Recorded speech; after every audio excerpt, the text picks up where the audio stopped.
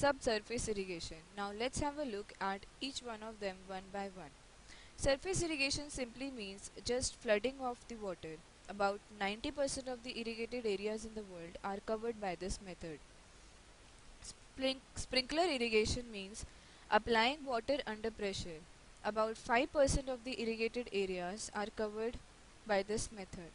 Drip or trickle irrigation, applying water slowly to the soil, ideally at the same rate with crop consumption.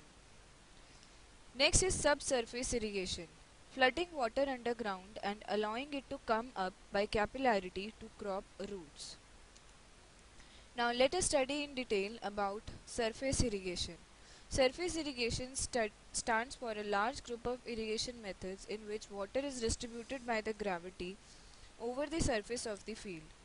The three most common methods are basin irrigation, border irrigation and furrow irrigation.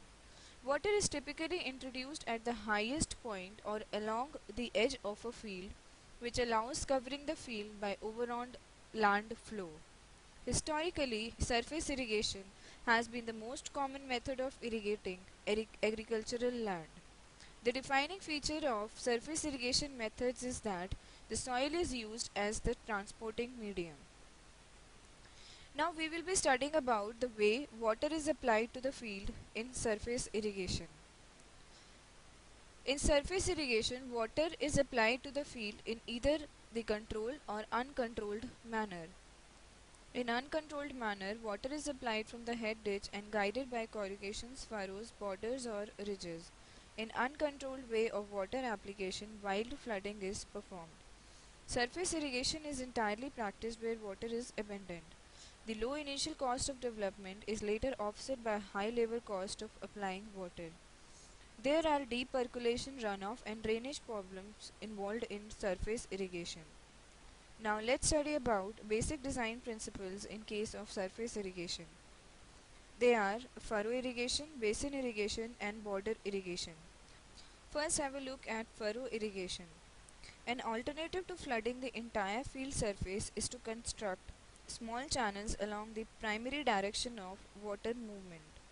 Water introduced in these furrows infiltrates through the wetted perimeter and moves vertically and laterally thereafter to refill the soil.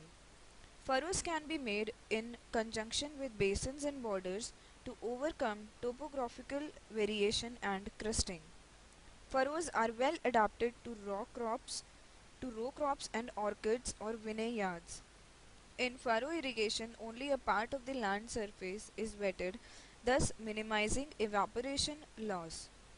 Furrow irrigation is adapted for row crops like corn, banana, tobacco and cabbage.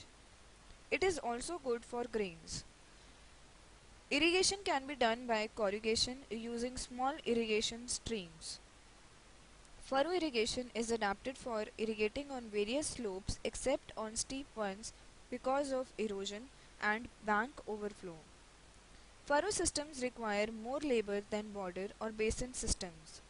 Some of the disadvantages we may face because of the design are salinity hazards between the furrows, limited machinery mobility across the lateral field direction, and an increased erosion potential. On the other hand, topographical conditions can be more severe and variable, and the smaller wetted area can reduce evaporation loss.